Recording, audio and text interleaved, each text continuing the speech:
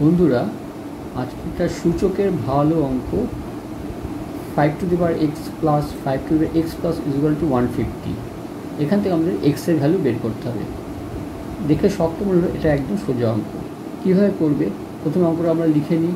5 to the power x plus 5 to the power x plus 1 is equal to 150, বা 5 to the power x plus, এবার এক্সে plus 1 দুটো পাওয়ার আছে, তাহলে এটাকে ভাঙিয়ে দিতে পারি আমরা 5 to the power x into 5 to the power 1 is equal to 150।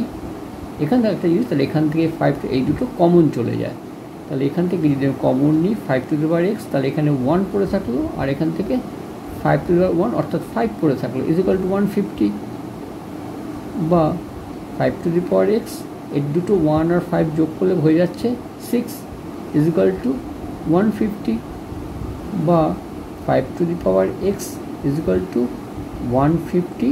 6টা এখানে গুণ থেকে এদিকে ভাগ হয়ে গেল। এবার যদি আমরা একটা ক্যান্সেলেশন করি, তাহলে এটা হয়ে যাচ্ছে 25।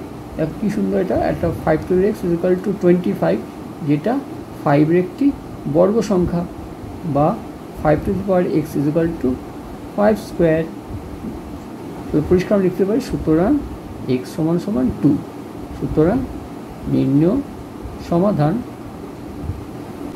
এক্স সমান সমান 2 বলে পরিষ্কার তোমরা অ্যান্সার লিখবে। কত সহজে অঙ্কটা হয়ে গেল।